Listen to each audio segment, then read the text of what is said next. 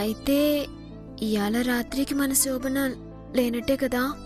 చెప్పా కదా, నువ్వు మనస్ఫూర్తిగా నీ సమస్యలన్నీ తీరి నన్ను భర్తగా అంగీకరించినప్పుడే ఫస్ట్ నైట్ జరుగుతుంది. అప్పటిదాకా నేను నిన్ను టచ్ కూడా చేయను. నిజమా? నేను ప్రాణంగా ప్రేమించిన చిట్టి మీద ఒట్టేసి చెప్తున్నాను, నీ అంగీకారం లేకుండా నేను టచ్ కూడా చేయను. పెళ్ళాన్ని మొగుడు టచింగ్లు చేయకుండా ఎలా ఉంటాడులే? టచింగ్ల వరకు అయితే ఓకేనా? చిట్టి చిట్టి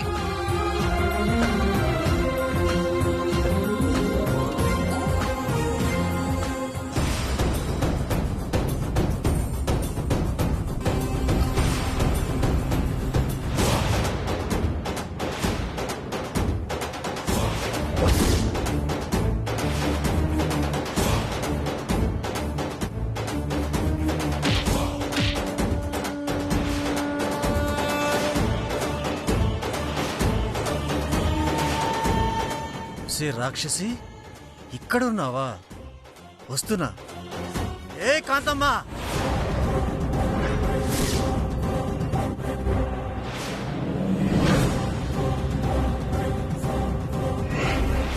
నిన్ను నమ్మి చేరదీశారు. కోకిలమ్మ కుటుంబరావుని మోసం చేశావు. వాళ్ళను నమ్మి నీకు బ్రతుకుదేరు చూపించిన జమీందారు గారిని సర్వనాశనం చేశావు. ఆ జమీందారు గారి డబ్బు దొంగిలించింది నువ్వే అని తెలిసిన నన్ను తల పగలకొట్టి 20 ఏళ్లు కోమాలో ఉంచావు. నీ పాపం పండింది కాంతమ్మా. అందుకే నేను తిరిగి మామూలు మనిషినయ్యాను. ఇప్పుడు గనక వీరనారాయణ గారు కనిపిస్తే, లేదా కోకిలమ్మ కుటుంబరావు కనిపించినా, ఆనాడు జమీందారు గారి కోట్ల డబ్బుని దోచుకుంది నువ్వేనని నిజం చెప్పేస్తాను. అంతేకాదు, శంకర్ నారాయణ గారి 2 పిల్లల్ని ఎత్తుకుపోయింది కూడా నువ్వేనని చెప్పేస్తాను.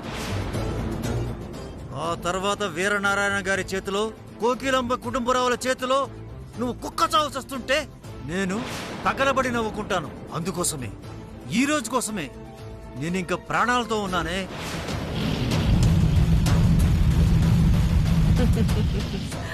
ఒరే ముసలి, తెగ బలిసిన కోడి చికెన్ షాప్ ముందుకొచ్చి తొడగొట్టిందంట. ఆ తర్వాత ఏమైందో తెలుసా? తొడ తందూరి అయ్యింది, బాడీ బిర్యానీ అయ్యిందంట. అలా ఉందిరా నీ బిహేవియర్. ఏయ్, నేను తందూరి అవ్వడం బిర్యానీ అవ్వడం కాదే. వీరనారాయణ గారికి అసలు విషయం తెలిసిందంటే నిన్ను కిచిడీ కబాబ్ కొట్టేస్తాడు. ఆగ్రా ముసలాడా, మా కాంతమ్మక్కంటే ఒకప్పుడు ఆ జమీందార్ రైస్ మిల్ లో పనిచేసే కూలీ అనుకున్నావేటి? ఇప్పుడు ఈ కాకినాడకే కార్పొరేటర్. మా అక్క తలుసుకుందనుకో, నీ మీద కారెక్కిచ్చేద్దే. నిమ్మకాయలాగా పుట్టుక్కుని పగిలిపోతావు పిచ్చేదవా అని. అవునండి, మీకు ప్రాణాల మీద ఏమాత్రం ఆశ ఉన్నా వెంటనే ఇక్కడి నుంచి వెళ్ళిపోండి. లేదంటే మా కాంతమ్మ గారి కసాయితనానికి మీరు ఫసక్కైపోతారు. నోరు ముయ్యరా. నువ్వసలు మొగుడివేనా? సొచ్చు సన్నాసి. ఏయ్, నేనే మా ఆయన్ని ఇంతవరకు ఒక్క మాట కూడా అనలేదు. నువ్వు సచ్చు సన్నాసి అంటావా? పుచ్చెదవా. ఆ వీరనారాయణ నీ మాట వినాలి అన్నా, నీ సాక్ష్యాలు నమ్మి నన్ను చంపాలి అన్నా, ముందు నువ్వు ప్రాణాలతో ఉంటేనే కదరా. అంటే నేను చంపేస్తావా?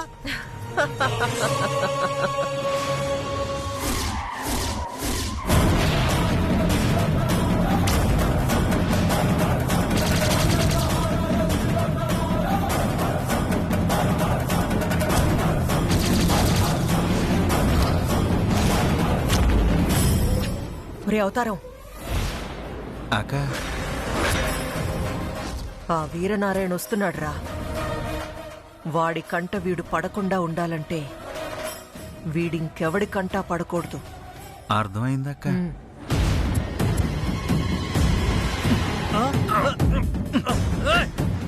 ఏమండి, మీకు బొట్టు పెట్టి చెప్పాలా? చూడండి. అర్థమైంది.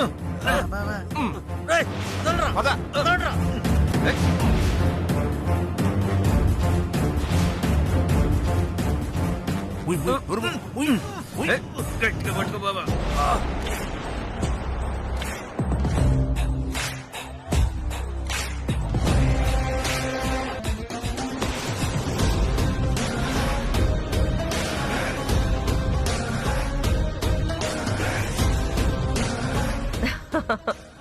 నమస్కారం వీరనారాయణ గారు. నమస్కారం. ఆ కోకిలమ్మ కుటుంబరావులు ఎక్కడున్నారు చెప్పు. ఇప్పుడే వెళ్ళి వాళ్ళని ముక్కలు ముక్కలుగా నరికేస్తాను.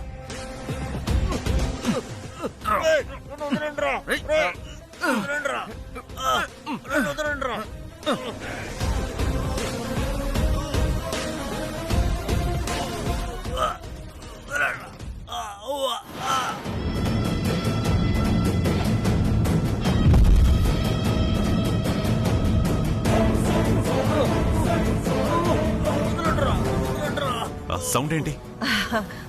ఏం లేదండి, మా దగ్గర ఒకడు అప్పు చేశాడు. ఆ అప్పు తీర్చమని అడిగితే గొడవ చేస్తున్నాడు. అందుకే మా ఆయన అవతారం వాణ్ణి పట్టుకున్నారు. సరే, ఇంతకీ ఆ కోకిలమ్మ కుటుంబరావులు ఎక్కడున్నారో చెప్పు.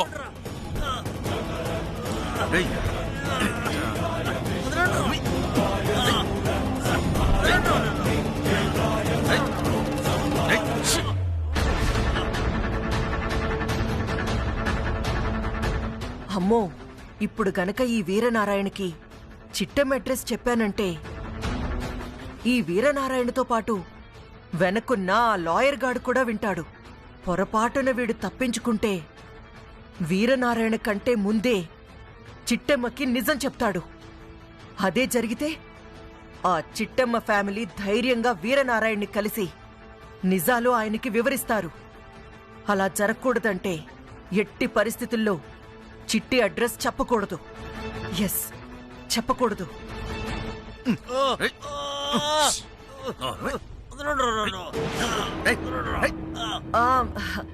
ఏం లేదు సార్, చిన్న పొరపాటు జరిగిపోయింది.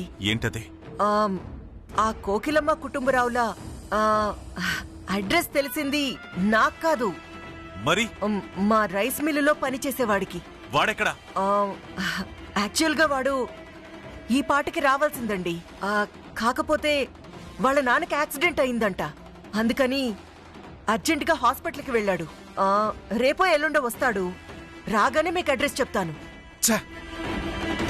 ఇదో అడ్రస్ చెప్పేదానిలాగా అర్జెంట్ గా రమ్మని ఫోన్ చేసి నా టైం వేస్ట్ చేశావు. క్షమించండి వీరనారాయణ గారు, వాడు వస్తాడనుకుని మిమ్మల్ని రమ్మన్నాను. కానీ చాలే, ఇంకొకసారి సరైన ఇన్ఫర్మేషన్ లేకుండా ఫోన్ చేయకో, అర్థమైందా? అర్థమైందండి. గించుకుంటున్నా.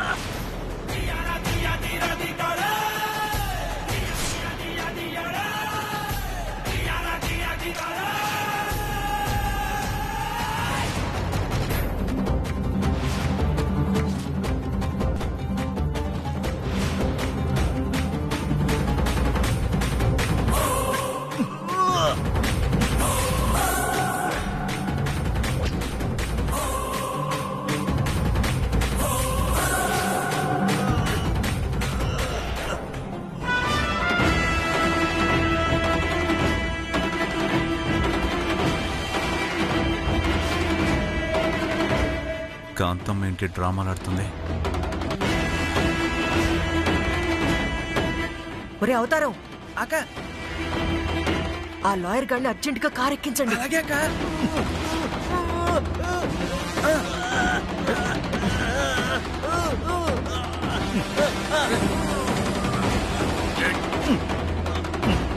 బాబా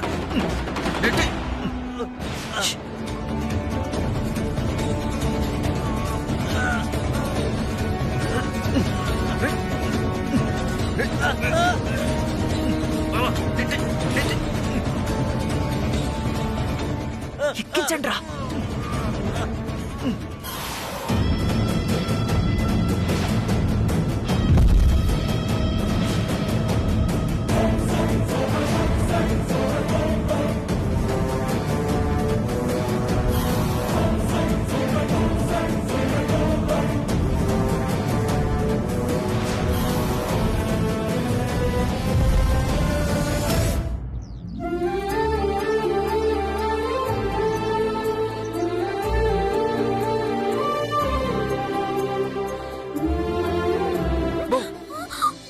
హాయ్ చిట్టి మిఠాయ్.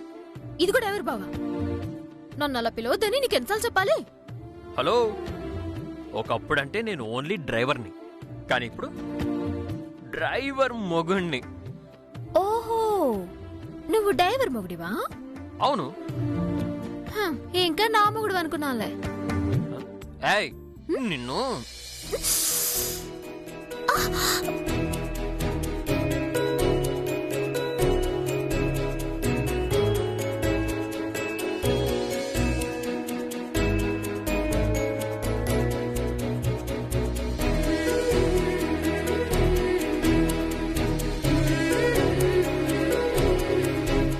ఇదిగో డ్రైవర్ బావా, ఏడ్చేస్తున్నావు.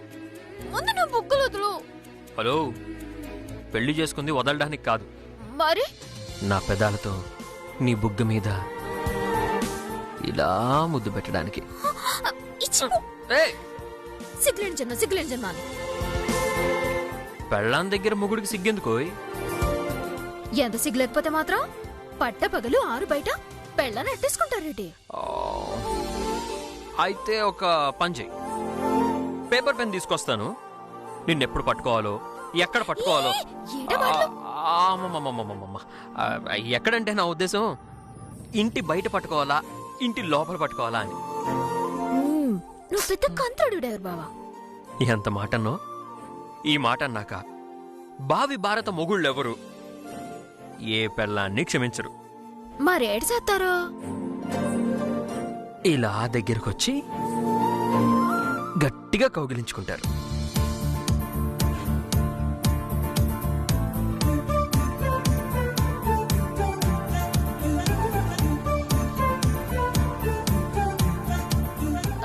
అమ్మా,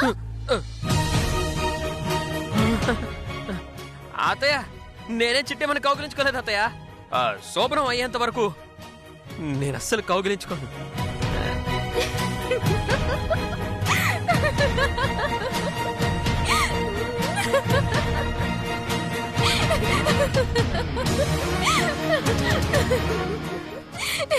ఏటేటి శోభనం అయ్యేదాకా కౌగిలించుకోవా? ఇట్లాంటి మాటలు అత్తగారికి చెప్తారేటి? ఏ చిట్టి, నువ్వు అయిపోయావు ఈరోజు. చిట్టి చిట్టి ఆగు.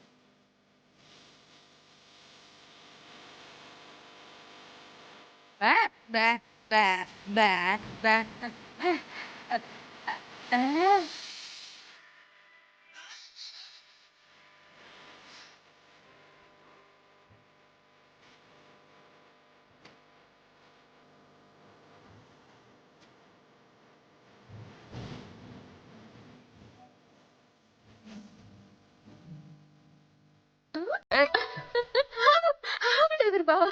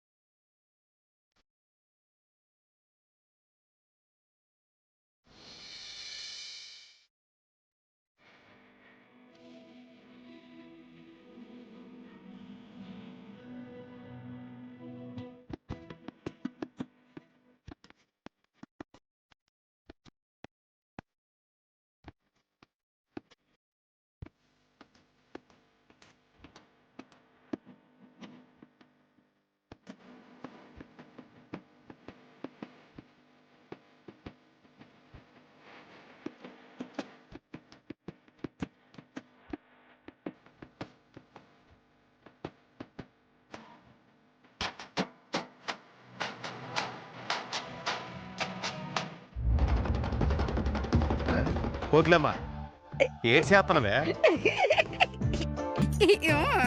ఈ వయసులో సిగ్గుపడితే చండాలంగా ఉంటది.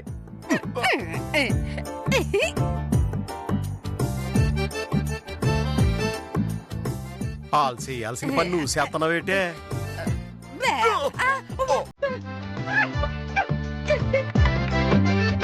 సంపెత్తనావు కదే.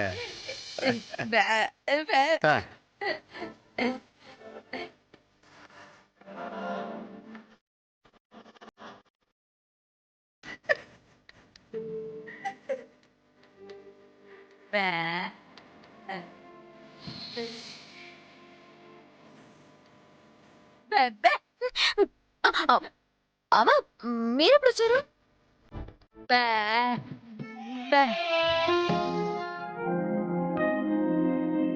ఏటి మేమిద్దరం ఒకరినొకరు చూసుకున్నప్పుడు వచ్చావా?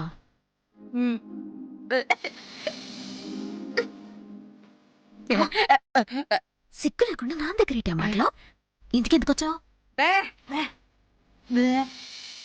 ఏటవి?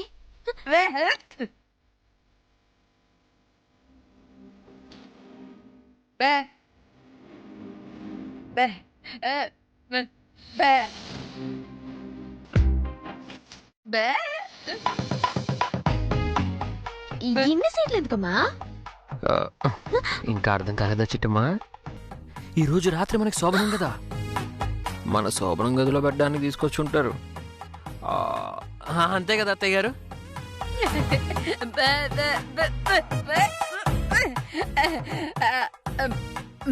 అమ్మా ఎంత స్వప్నం అయితే మాత్రం అన్ని సీట్లు ఏం చేసుకుంటావమ్మా?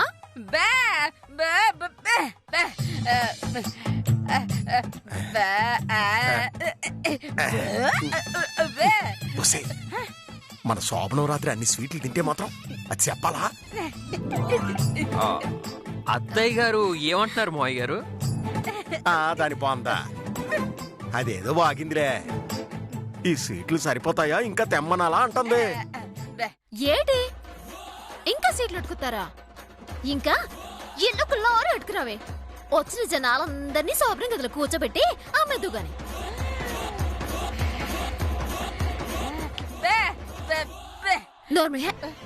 మనం ఇప్పుడు ఆలోచించాల్సింది శోభనం గదిలో ఎన్ని సీట్లు ఎట్టాలి, ఎన్ని కిలోల హాట్లు ఎట్టాలని కాదు. ఈ శోభనాన్ని అడ్డెట్టుకుని అన్నీని తిరిగి ఇంటికి ఎలా రప్పించాలా అని ఆలోచించాలి. బాగా చెప్పినావమ్మా. నీ శోభనం అని చెప్తే భాస్కర్ గడు ఎట్టా వస్తాడమ్మా? దానికి నా దగ్గర ఒక బ్రహ్మాండమైన ఐడియా ఉంది నాన్న. అదేంటంటే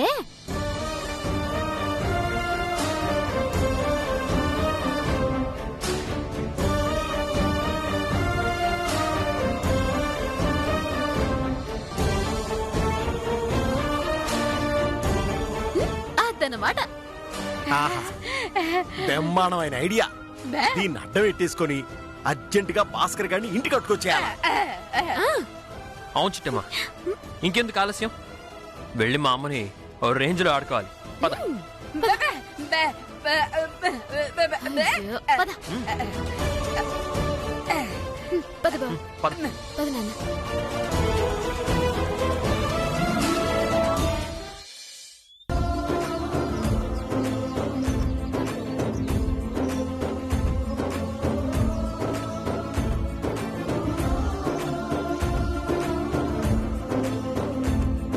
ఇదిగో రవిచంద్ర బావా, వెనకాల దొంగలెవరో తరిమెత్తినట్టు ఇంత స్పీడ్గా వెళ్తున్నావేటి?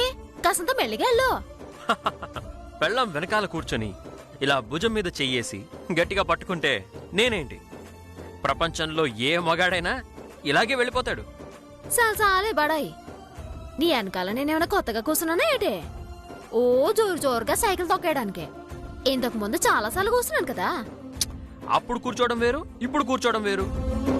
దానికి దీనికి చాలా తేడా ఉంది. ఏటో అంత పెద్ద తేడా?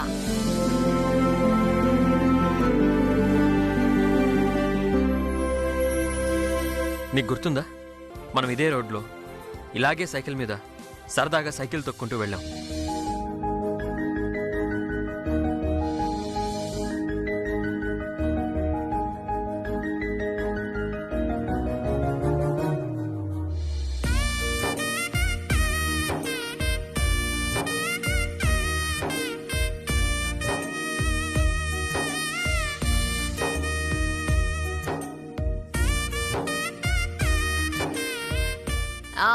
మారాడట.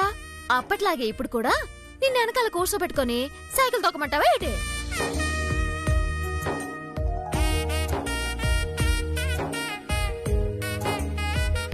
దగ్గరకొస్తున్నాడే. అప్పుడంటే నేను ఆఫ్టర్ ఆల్ డ్రైవర్ని, కానీ ఇప్పుడు ఈ మిఠాయి కొట్టు చిట్టి మొగుణ్ణి. నువ్విప్పుడు మహారాణిలాగా వెనక కూర్చోవాలి, నేను సైకిల్ తొక్కాలి. అర్థమైందిలే. ఇలాగే కబుర్లతో కాలక్షేపం చేస్తా కూసుంటే ఇక మీ ఇంటికి వెళ్ళనట్టే.